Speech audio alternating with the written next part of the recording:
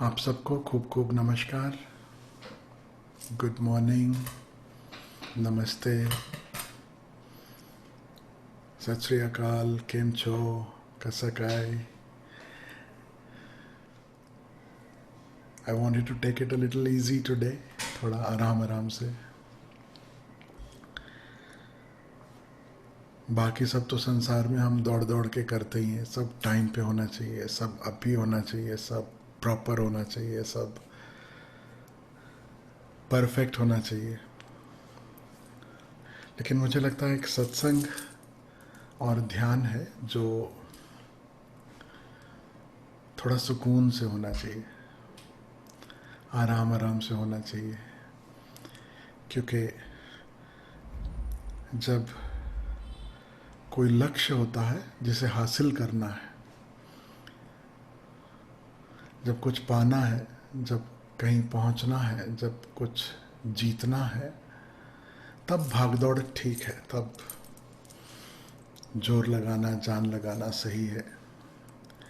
लेकिन जिसमें हमें ना तो कुछ हासिल करना है, ना पाना है, ना जीतना है, जहां हमें सिर्फ होना है,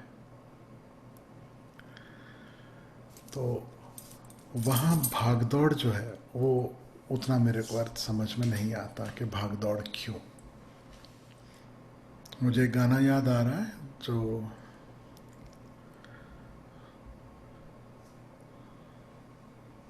अब दिल से जो फील हो रहा है वो मैं कह रहा हूँ. वो गीत में सब कुछ आ जाता है, उसकी दो पंक्तियों में सब कुछ आ जाता है. धीरे धीरे प्यार को बढ़ाना है, हद से गुजर जाना है.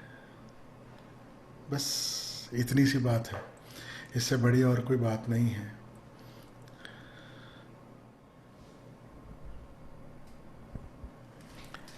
एक बहुत पुराना पंक्तियां हैं, मैं आपको कहूं. हद टपे सो औलिया, बेहद टपे सो पीर, हद बेहद दो टपे, ताको कहें फकीर. जो हद से गुजर जाए वह औलिया, और जो बेहद से गुजर जाए वह पीर.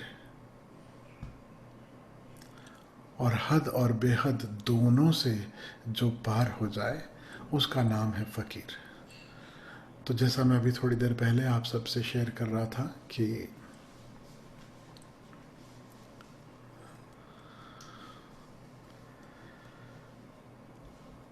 हद से गुजर जाना है. हदें कौन सी हैं जिसमें हम उलझे हैं? पहली हद है मेरी देह. I am the body. This body is all there is. मैं शरीर हूं, बस शरीर ही एकमात्र सच्चाई है. जैसे यह शरीर है वैसे अन्य शरीर हैं. इन शरीरों के बीच कुछ संबंध हैं, कुछ मैत्रीपूर्ण हैं, कुछ प्रेमपूर्ण हैं, और कुछ ईर्ष्या से भरे हैं, कोई जलन से, कोई क्रोध से, कहीं पे हार्मनी है और कहीं पे कॉन्फ्लिक्ट है. तो पहली हद है हमारा शरीर जिसमें हम बंधे हैं. दूसरी हद जो हमने निर्मित की है, हमारे साथ धीरे धीरे जन्मों जन्मों से निर्मित हो गई है, वह है हमारे मन की हद. जो जो हम पढ़ते हैं, जो जो हम सुनते हैं, जो जो हम सीखते हैं, सीखते सीखते, पढ़ते पढ़ते, धीरे धीरे मन में एक प्रोग्रामिंग, एक कंडीशनिंग, जिसे हम कह सकते हैं संस्कार, वो जमने शुरू हो जाते हैं. धीरे धीरे धीरे धीरे गहरे होने शुरू हो जाते हैं. और फिर हम जो भी देखते हैं उन संस्कारों के थ्रू, जो हमने पढ़ा सुना उसी के थ्रू, और उसी के थ्रू हम सब जज करते हैं, एनालाइज करते हैं, पसंद नापसंद करते हैं, और बस उसी में हम जिए चले जाते हैं. एक हद देह की जिसमें हम जीते हैं, दूसरी हद है मन की, विचारों की, और तीसरी हद है हमारे भावावेग. भावावेग यानी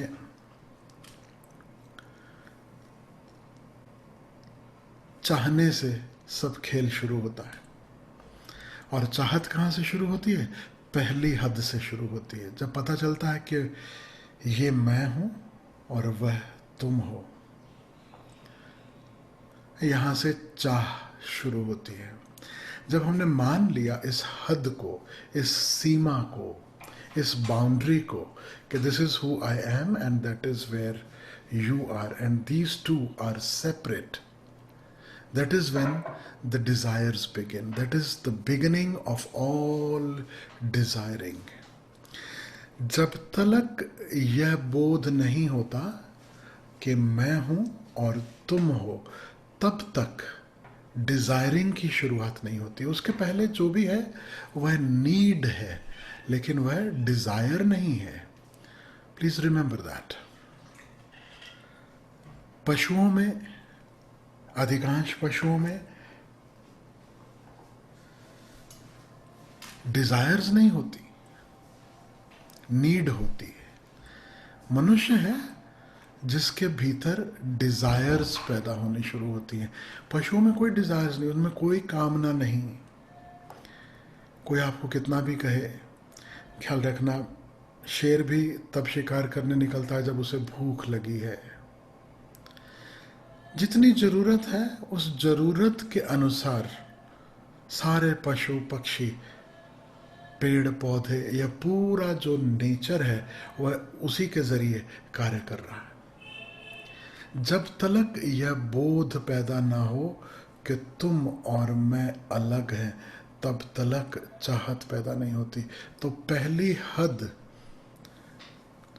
यूं तो सब में मौजूद है, लेकिन इस पहली हद का बोध पशुओं पक्षियों को नहीं है। They don't consider themselves as separate, they are so unconscious, यू में से, कि जो भी हो रहा है वो सब एक बस खेल की तरह, एक मैकेनिकल खेल चल रहा है। भूख लगी है तो अब भूख का इंतज़ाम करना है, प्यास लगी है तो प्यास का इंतज़ाम कर रहा है, ठंड लग रही है तो ठंड का इंतज़ाम करना है, गर्मी लग रही है तो गर्मी का इंतज़ाम करना है। लेकिन दूसरी हद जो हमने निर्मित की, हमारा मन जहाँ पर भी आ जाता है, और जहाँ मन एनालाइज करना शुरू करता है, और ना केवल एनालाइज करता है, मन एनालिसिस के साथ साथ धीरे धीरे पास्ट जो एक्सपीरियंसेस हैं उन्हें स्टोर करना शुरू करता है। यानी जब इंटेलेक्ट का जन्म होता है, जब अपने भीतर एक ऐसी अवस्था बननी शुरू हो जाती है जहां से पता लगता है कि कल भी भूख लगी थी, परसों भी भूख लगी थी, यानी भविष्य में हर दिन भूख लगेगी। और ये इंटेलेक्ट जो है वो कहता है कल जैसे इंतज़ाम किया तो तकलीफ़ हुई, परसों जब इंतज़ाम करने गए तो बड़ी तकलीफ़ हुई, तो क्यों ना भविष्य का इंतज़ाम किया जाए। तो फिर हम भविष्य के इंतज़ाम में लगना शुरू होते हैं। और क्योंकि ये जो इंटेलेक्ट है वह हमारे सर्वाइवल के लिए, हमारे जीवित रहने के लिए एक बड़ा ज़रूरी हिस्सा है। इसके बिना मनुष्य का जीना मुश्किल है। Right? This intellect is very, very important. But just by the virtue that it is important for our survival, this intellect tends to become our boss. ये जो तथाकथित बुद्धिमत्ता है, ये धीरे धीरे हमारे पूरे जीवन को नियंत्रित करना शुरू कर देती है, कंट्रोल करना शुरू कर देती है। बिल्कुल वैसे ही जैसे मैनेजर को अगर बहुत सारी पावर्स दे दो और जो असली मालिक है वो मैनेजर को कभी चेक ना करे, उससे कभी रिपोर्ट न ले, कभी उसे उसका स्थान न बताए, तो मैनेजर अपने आप को मालिक समझने लगता है, मैनेजर अपने आप को सब कुछ समझने लगता है। ठीक वैसे ही ये जो इंटेलेक्ट है ये धीरे धीरे धीरे अपने आप को मालिक समझना शुरू कर देती है। और इस मालिक होने में बड़ी समस्या आ जाती है, क्योंकि यह मालिक कितना ही समझदार क्यों ना हो, कितना ही बुद्धिमान क्यों ना हो, यह बुद्धि की एक सीमा है। वो सीमा मैं आपसे कहूँ, इस बुद्धि की सीमा है उसके पास्ट अनुभव। पास्ट में उसने जो जो सीखा, अनुभव किया, पढ़ा, सुना, स्वयं से या किसी और से सीखा। अगर सीखा तो, जरूरी नहीं कि हम सीखें ही। याद होगा आपको युधिष्ठिर से जो प्रश्न पूछा गया था, जो यम ने प्रश्न पूछा था कि याद करना वो घटना जब चारों भाई बेहोश हो चुके थे, पानी पीने गए थे और एक देव, एक यक्ष जो है उस तालाब का जो मालिक था, उसने कहा मेरे प्रश्न का सही उत्तर दोगे तो पानी पीने मिलेगा, और प्रश्न का उत्तर दिए बिना अगर पानी पीने की कोशिश करोगे तो तुम्हारे प्राण जाएंगे। तो सभी भाई जो प्रश्न नहीं दे पाए, जिन्होंने इग्नोर किया, उन्होंने पानी पिया और वहीं पर मूर्छित होकर गिर गए। और अंत में युधिष्ठिर का जब बारी आती है तो युधिष्ठिर जो है वो उन यक्ष प्रश्नों का उत्तर देते हैं, और फिर कहानी है कि कैसे फिर वो अपने भाइयों को बचा भी लेते हैं। लेकिन उसमें एक बहुत महत्वपूर्ण यक्ष प्रश्न, उसकी तरफ मैं हम सब का ध्यान वापस से ले जाना चाहता हूँ। वो यक्ष प्रश्न था कि इस जगत में सर्वाधिक आश्चर्यपूर्ण क्या है? What is the most surprising happening in this world? तो आप में से कुछ को याद होगा उत्तर, जिनको नहीं भी याद है मैं थोड़ा सा याद दिला देता हूँ। युधिष्ठिर का उत्तर था, सबसे आश्चर्यजनक बात यह है कि हम अपने अनुभव से भी नहीं सीखते। मनुष्य औरों के तो दूर अपने अनुभव से भी नहीं सीखता। This is the most surprising fact in this world. तो ये जो बुद्धि है, एक तरफ हम कह रहे हैं कि बड़ी समझदार है, ये जो इंटेलेक्ट है बड़ी समझदार है, लेकिन इस समझदारी की बड़ी सीमा है। उस सीमा के अंदर ही इसे समझ आती है। क्यों? क्योंकि बुद्धि किसकी सेवा में है, ये महत्वपूर्ण है। बुद्धि सदा अहंकार की सेवा में है, मैं की सेवा में है। पहली सीमा शरीर, ये मेरा शरीर, यह तेरा शरीर। अब तेरा या तू, वो कुछ भी हो सकता है, वो दूसरा व्यक्ति हो कि वस्तु हो, कुछ भी हो। मैं मेरा, तू तेरा, ये जो भेद है, ये जो सीमाएं हैं, ये जो हद में हम बंधे हैं, यह समस्या की जड़ है। और दूसरी हद, यह मेरा मन, मेरी बुद्धि, मेरे विचार, और वह तुम्हारा मन, तुम्हारी बुद्धि, तुम्हारे विचार। इस सब के चलते ये मैं और मेरा की सेवा में यह बुद्धि कार्य करने लगती है, और तू और तेरा की इसे कतई फिक्र नहीं है। इसलिए यह बुद्धि ही भ्रष्टाचार सिखाती है। ऐसा मत समझ लेना कि जो लोग करप्ट हैं, जो लोग चोरी करते हैं, जो लोग लूटपाट करते हैं, जो लोग गुंडागर्दी करते हैं, जो लोग गैंगस्टर बन जाते हैं, उनके पास इंटेलेक्ट नहीं है, उनके पास बुद्धि नहीं है। उनके पास भी बुद्धि है। उनमें और हम में अगर कोई भेद दिखाई देता है, वह भेद केवल और केवल इतना है कि उनकी बुद्धि उनको समझा चुकी है कि एन केन प्रकारेण अपना फायदा होना चाहिए, मुझे जो चाहिए वह मुझे मिलना चाहिए, बस इतना सा भेद है। तो इंटेलेक्ट से भी ऊंची है हमारे हृदय की आवाज़। याद रखना, हमारा हृदय जो है वह कभी भी इस बात पर राजी नहीं होता। लेकिन जब इंटेलेक्ट धीरे धीरे हमारे हार्ट पे, हमारे हृदय पर भी भारी होना शुरू हो जाता है, तब समस्या आती है।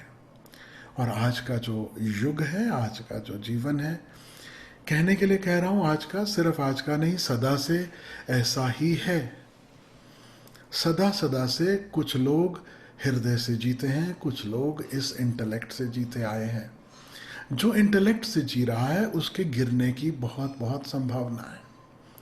जो हृदय से जी रहा है उसके गिरने की तो नहीं, लेकिन उसके पिसने की बहुत संभावना है। तो सदा हमारे पास चुनाव होता है कि हम गिरें या पिसें। गिरने का अर्थ कि मैं अपने हृदय की न सुनूं और अपनी ही नजरों में गिर जाऊं और फिर वह सब करने लगूं जिसे हृदय ना कहता था। और पिसने का अर्थ है मैं वह करूं जो मेरा हृदय कहता है, लेकिन फिर जो हृदय की नहीं, जो मन की सुन रहे हैं, जो इस इंटेलेक्ट की सुन रहे हैं, वे हम पर हावी हो जाएंगे, वे हमारा फायदा भी उठाएंगे, वे सदा जीतते भी नजर आएंगे। तो जब जब चुनाव होता है, साधारणता अपनी नजरों में गिरना या दूसरों से पिसना, हम चुन लेते हैं पिसना, अगर हम हृदयवान हैं तो। और अधिकांश परसेंटेज जो समझो परमात्मा के मार्ग पर नहीं है, जो सत्य के मार्ग पर नहीं है, जो हृदयवान नहीं है, जिनका ये मैं और मेरा बहुत प्रबल है, जिनका ये मैं एन केन प्रकारेण अपना वर्चस्व बनाना चाहता है, जो सदा बना रहना चाहता है, वह सदा चुनेगा अपनी ही नज़रों में गिर जाना। क्योंकि गिरने में भी कम से कम सर्वाइवल तो है। डार्विन का जो सिद्धांत है वो आपको याद होगा, survival of the fittest. Survival of the fittest है, सर्वाइवल ऑफ द कंपैशनेट नहीं है। Survival of the most loving नहीं कहा, सर्वाइवल ऑफ द फिटेस्ट। और याद रखना, कभी कभी हमें यह विचार भी करना चाहिए, यह ख्याल भी करना चाहिए कि is it better to be fit and survive, or is it better to be loving and may not survive for too long?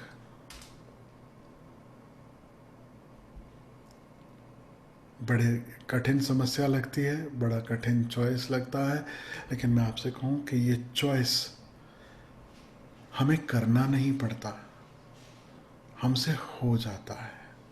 और अगर संतों के जीवन को देखो, उनके जीने का ढंग देखो, तो याद रखना, उन्होंने सदा हृदय की आवाज को सुना, उन्होंने सदा सदा प्रेम को चुना, करुणा को चुना। इसलिए तो संतों को सूलियों पर चढ़ा दिया गया और वो सूली पे भी चढ़ गए। इसलिए तो संतों को यातनाएं भी दी गई और उन्होंने वो यातनाएं झेली। लोग कहते हैं यदि इतने स्पिरिचुअली ग्रोन कोई मास्टर्स हैं, मिस्टिक्स हैं, तो फिर उनके जीवन में कष्ट क्यों है, फिर उनके जीवन में तकलीफें क्यों आती हैं, फिर उन्हें इतना सब क्यों भोगना पड़ा या क्यों भोगना पड़ता है। उस समय ये बात ख्याल रखने जैसी है कि जगत का नियम ही कुछ ऐसा है, survival of the fittest, not of the most loving. लेकिन संतों को इतना जरूर ख्याल में कि पत्थर की भांति हजारों साल जीवित रहने से एक फूल की भांति कुछ दिन जीवित रहना ज्यादा आनंददायी है। क्योंकि फूल सुगंध बिखराता है, पत्थर सिर्फ चोट पहुंचाता है।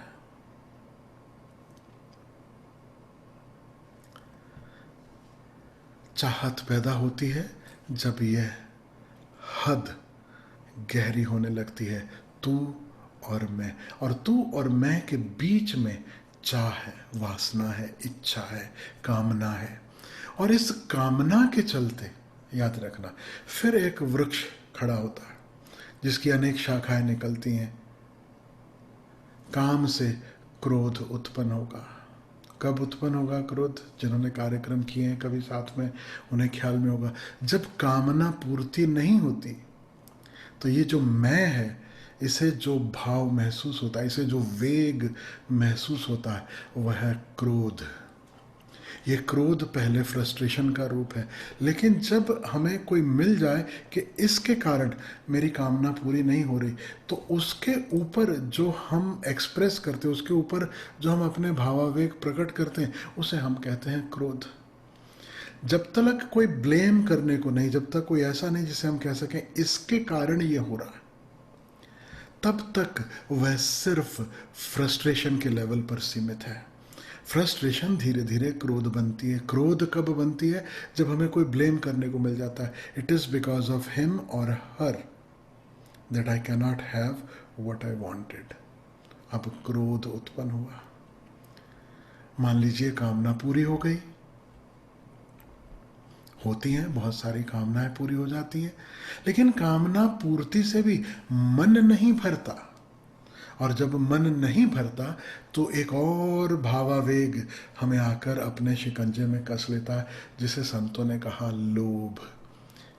इतना मिला, इतना चाहिए, इतना मिला, इतना चाहिए, इतना मिला, अब इतना चाहिए, और की चाह। जानते हो ये सब कहां से शुरू हो रहे हैं? सिर्फ हद में बंधे होने से, एक मिसअंडरस्टैंडिंग से कि तू और मैं जुदा हैं, तू और मैं भिन्न हैं, तू और मैं अलग हैं। और इसके साथ साथ ये मिसअंडरस्टैंडिंग कि जब मेरे पास यह होगा तब मैं आनंद में होऊंगा, जब मेरे पास वह होगा तब मेरे जीवन में सुकून होगा, तब मेरे भीतर शांति होगी। यह भूल कर कि ये सारी अशांति की जो जड़ है वह ये हद है, वह ये सीमाएं हैं जो हमने अनजाने में, बेहोशी में निर्मित कर ली। जिस दिन हम असीमता के भाव को छू सकें, जिस दिन हम अनंतता के भाव को छू सकें, जिस दिन हम हद से पार जो सदा से है उसे छू सके, उस दिन से, उस क्षण से हमारे जीवन में शांति उतरनी शुरू हो जाती है। ख्याल रखना, एक तरफ उदाहरण है हमारे सामने राजाओं महाराजाओं के, सम्राटों के, चक्रवर्ती राजाओं के, जिनके पास सब कुछ है, जिन्होंने बहुत कुछ इकट्ठा किया, बहुत कुछ हासिल किया, लेकिन फिर भी उनके हृदय में सुकून नहीं। और दूसरी तरफ हमारे पास उदाहरण है संतों का, सद्गुरुओं का, जिनके पास बहुत कम, बस जीवन ठीक से चल जाए उतना ही, लेकिन जीवन में सुकून है। और इस सारे खेल में फिर कहीं ओशो प्रकट होते हैं और वो कहते हैं कि कुछ हासिल किया या नहीं हासिल किया, कुछ तुम्हारे पास है या नहीं है, इसके कोई मायने ही नहीं है। इट डजंट मैटर, क्योंकि जिन्होंने अभी तक जो मैंने कहा सिर्फ उतना ही समझा था कि सब हासिल करने से सुकून नहीं मिलता, उन्होंने वह सब जो हासिल किया जा सकता है, वह सारे कंफर्ट, उनको नकार दिया, उनको मना कर दिया। That is wrong. The whole problem is in acquiring, in earning, in gathering more and more and more. तो हमें सिर्फ और सिर्फ वह जो सीमाओं के पार है, वह जो परम तत्व है, बस उसकी खोज में लगना है। तो हम गरीब होते चले गए, तब हमारे जीवन में सुख भी नहीं रहा। तो ओशो और ओशो की इतनी सारी रोल्स रॉयसेस, उनका अर्थ क्या है? ओशो कह रहे हैं बाहर क्या है हमारे पास, क्या नहीं है हमारे पास, इससे कोई फर्क ही नहीं पड़ता।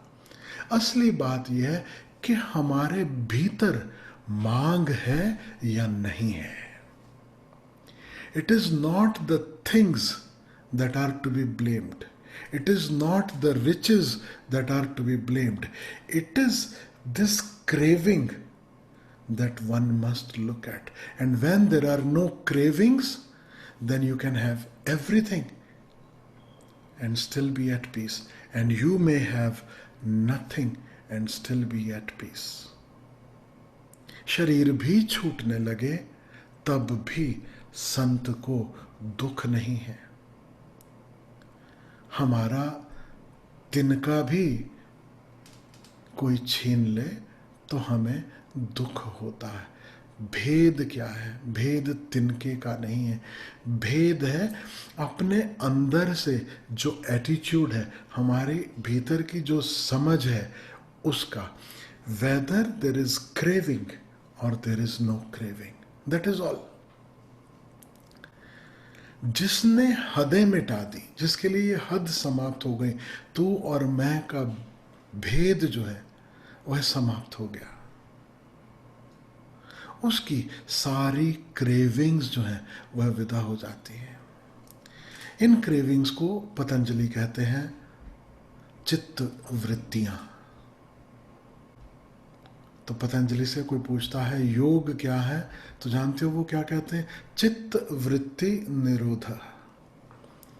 बस ये चित्त की जो वृत्तियां हैं जो भटकाती हैं, ये वृत्तियां अगर शांत हो गई तो तुम योग की अवस्था में हो। समझ रहे हो?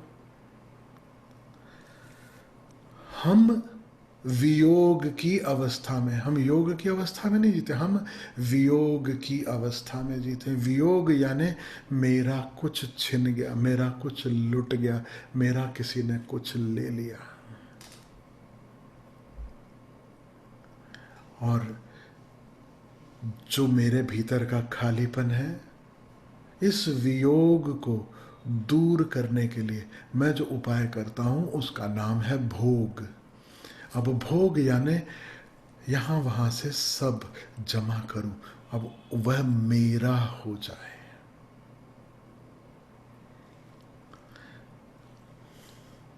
क्योंकि जीवन में योग नहीं है, वियोग है, इसलिए भोग है। और जहां जहां भोग है वहां वहां रोग है। रोग का अर्थ है डिस ईज।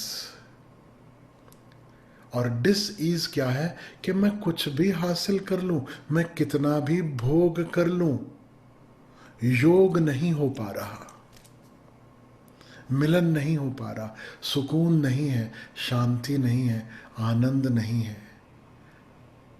या बिल्कुल सीधे आसान शब्दों में कहूं, जीवन में एक हार्मनी नहीं है,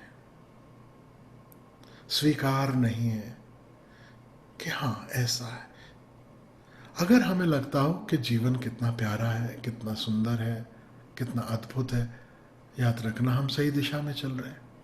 और जब जब हमें लगता है कि जीवन में कितना कष्ट है, जीवन कितना दुख है, जीवन में कितनी समस्याएं हैं, जीवन कितना बुरा है, याद रखना कहीं ना कहीं भूल जीवन की नहीं, हमारी समझ में हो रही है। वह भूल इतनी सी है, मैं भूल भी आपसे कह दूं, और उसे सुधारना कैसे वह भी मैं आपसे कहना चाहूँगा। भूल इतनी सी है कि हमें लगता है कि जब यह होगा वह होगा, जब मैं अपने शून्य को, अपने खालीपन को अनेक अनेक व्यक्तियों, वस्तुओं, परिस्थितियों, मन भावन परिस्थितियों से भर लूँगा, तब सुकून होगा। लेकिन वह कभी होता नहीं। और उपाय क्या है? जो उपाय है वही मंजिल है, वह है योग। जान लेना, देखना कि भोग सिर्फ मुझे रोग में ले जा रहा है, मेरे जीवन में और अशांति बढ़ती चली जा रही है। जितना मेरे पास है उतना मेरा खालीपन उसके कंट्रास्ट में और बड़ा दिखाई देने लगता है। तो फिर करें क्या? फिर उपाय क्या? अपने इस खालीपन का निरीक्षण, अपने संग होना। भूल हो रही जब से हम पैदा हुए हैं, तब से हम अपने से बाहर जो है उसी के पीछे भाग रहे हैं, अपने भीतर जो है उसे कभी देखा ही नहीं। अपने भीतर जो खजाना मौजूद है उसे कभी पहचानने की कोशिश ही नहीं की। और ये खजाना भीतर का ढका हुआ, याद रखना, वो खुला नहीं पड़ा, वो ऐसे ही उघड़ा हुआ नहीं पड़ा कि इधर तुमने आंख बंद की और चमकते हुए हीरे तुम्हें दिखाई देने लगे। नहीं, भीतर हमने इन हीरों के ऊपर बहुत कचरा जमा किया। लाए तो थे हीरे अपने शुद्धतम रूप में, लेकिन धीरे धीरे धीरे धीरे हमने इस पर बहुत बहुत बहुत मैल इकट्ठा कर लिया। तो जब पहली दफ़ा आंख बंद करेंगे, अपने भीतर जाते हैं, अपने भीतर खोजते हैं। और पहली दफ़ा ही क्यों, अनेक बार ऐसा होगा, हम अपने भीतर मुड़ें और पाएंगे अशांति है, बहुत तरह तरह के विचार हैं, न जाने क्या क्या चल रहा है, दुख हैं, पीड़ाएं हैं, किसी ने मुझे ठेस पहुंचाई थी वो घाव है, किसी को मैंने ठेस पहुंचाई वो घाव है। इतने पर्दे हैं भीतर, एक के बाद एक पर्दे उघाड़ते चले जाओ, खजाना तुरंत के तुरंत नहीं मिलता। इतना ढेर जमा कर लिया हमने अपने भीतर कि तुरंत उस खजाने से पहचान नहीं हो जाती है। फिर यदि सौभाग्य हो तो कभी जीवन में गुरु मिलता है, ओशो जैसे गुरु मिलते हैं, जो हमें सिखाते हैं, जो बताते हैं कि कैसे भीतर देखना और कैसे भीतर जो दबी हुई, जमी हुई धूल की परतें हैं, उन्हें कैसे साफा करना। तो फिर जानते हो ना, डायनामिक मेडिटेशन, जिब्रिश और वो सारे उपाय, रेचन जिसे कहा जा सकता है, खाली करो। पहले तो भीतर से कचरा फेंको अपना बाहर। ये मंदिर को साफ करने की विधि है। इस देह रूपी, मन रूपी मंदिर में जो हमने कचरा जमा किया है, इसे पहले साफ करना होगा। ये साफ होगा तो इस मंदिर में छुपी हुई परमात्मा की जो प्रतिमा है, वह उसके हमें दर्शन होने की संभावना बनेगी। उसके पहले नहीं। हम कितना ही मेहनत कर ले, हम कितना ही उपाय कर ले, तो अपने भीतर की सफाई, उस सफाई की कुंजियां गुरु से मिलती हैं। न केवल सफाई की कुंजी गुरु से मिलती है, सफाई के साथ साथ अब किस दिशा में, किस भांति भीतर देखना कि वह दर्शन हो सके। तो उसके लिए अनेक विधियां, जिनकी जड़ें भगवान शिव की 112 विधियों में मौजूद हैं।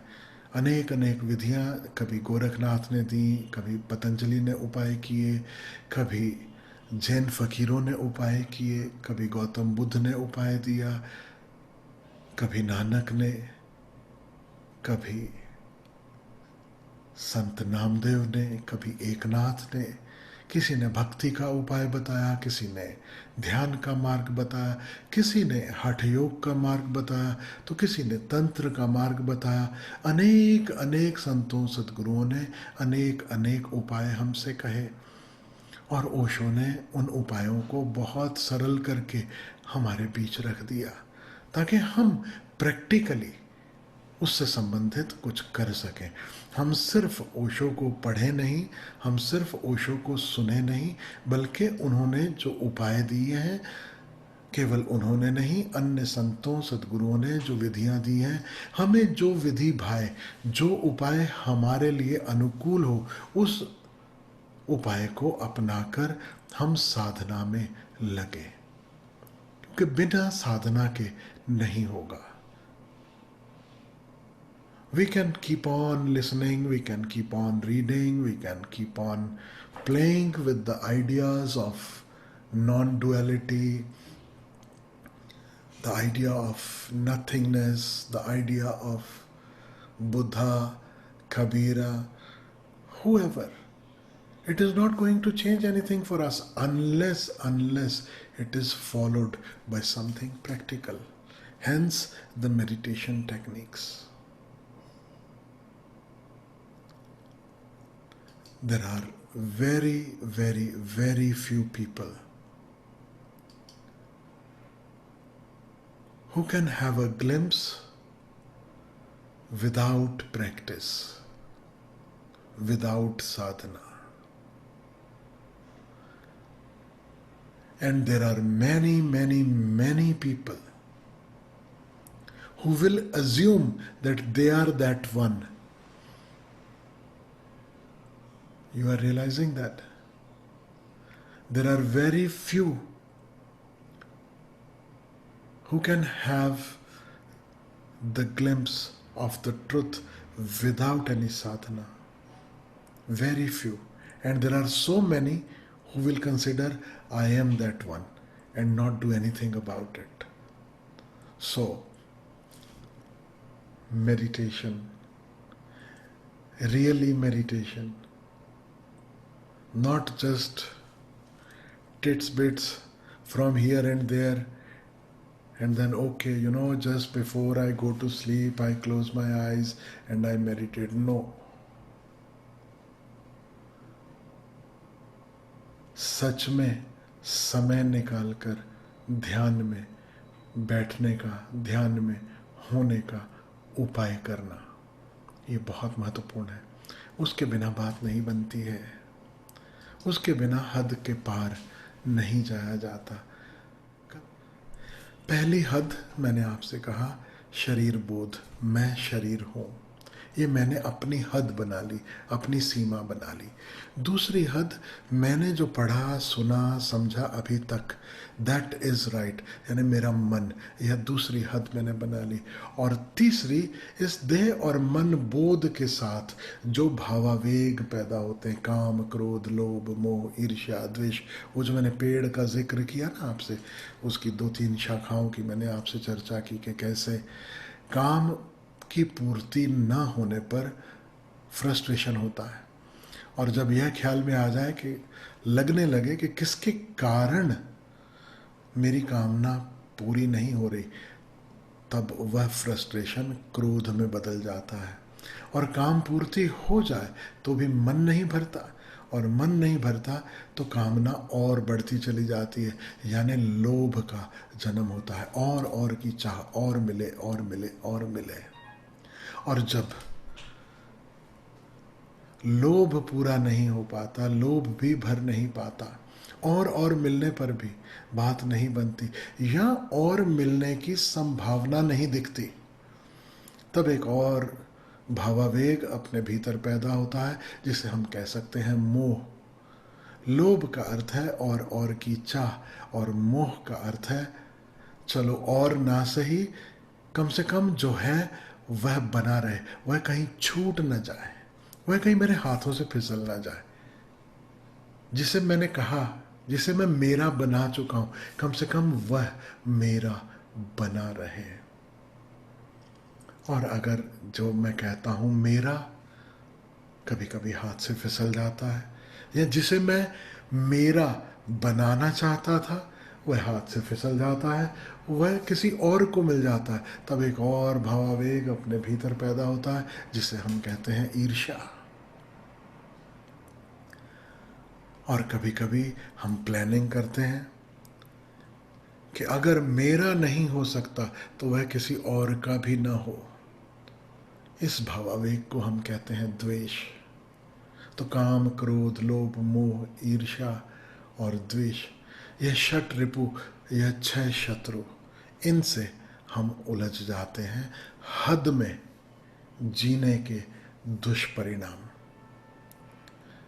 और कभी लोग कोशिश कर रहे हैं एंगर मैनेजमेंट, कोई उपाय कर रहा है, मैं ग्रीड से कैसे बचूं, मैं इससे कैसे बचूं, मैं उससे कैसे बचूं. लेकिन जड़ों में अगर बीमारी पकड़ में आ जाए तो फिर ये सारा का सारा पेड़ उखाड़ कर अलग फेंक दिया जा सकता है. Rather than working on the branches, on the leaves, on the extensions, better to work directly on the roots. Because when you work on the roots, this whole tree will disappear. तो जड़ें कहाँ हैं? स्वयं का देह में बंधा होना, स्वयं का अपने ही मन में बंधा होना. और याद रखना, जिसे मैं कहता हूं अपना मन, मेरा मन, ऐसा मेरा मन जैसा कहीं कुछ है नहीं। मन का अर्थ ही है जिस पर अनेक अनेक लोगों ने कुछ ना कुछ लिख दिया। जैसे बाजार में आपने एक कैनवास छोड़ दिया हो, खुले में चौक में रख दिया हो, और साथ में पेन भी रख दिए हो, तरह तरह के रंग रख दिए हो, और जो चाहे आकर वहाँ कुछ भी बना जाए, कुछ भी लिख जाए। तो कोई गीत लिख देता है, कोई गाली लिख देता है, कोई कहता है you are such a wonderful person. समझो उसने एक फूल बना दिया, एक गीत की पंक्ति लिख दी। कोई कहता है यू आर एन इडियट, अब उसने काले रंग से कुछ गंदा लिख दिया। अब अनेक अनेक लोगों ने जो भी लिखा है उस कोरे कागज पर, उसे मैं कहता हूँ मेरा मन। अब इसी कोरे कागज पर गीता भी लिखी है, कुरान भी लिखी है, अन्य शास्त्र भी हैं, ग्रंथ भी हैं, और इसी कोरे कागज पर हमारे माता पिता ने, हमारे समाज ने, हमारे टीचर्स ने जब कभी अपनी फ्रस्ट्रेशन निकाली है, और अपनी फ्रस्ट्रेशन के चलते जो भी उन्होंने कहा, वेदर दे मेंट इट और they did not mean it, वह सब भी इसी कागज पर लिखा है। और उसी कागज को पढ़ पढ़ के मैं अपने आप को डिफाइन करता हूँ, इस सीमा में बांधता हूँ, इस हद में बांधता हूँ कि ये मैं हूँ। खोजना होगा शरीर के पार, मन के पार, भावावेग के पार। ये 3 पर्दे हटाने होंगे, ये 3 घूंघट उठाने होंगे। कबीर कहते हैं ना, घूंघट के पट खोल सखी तो है पिया मिलेंगे।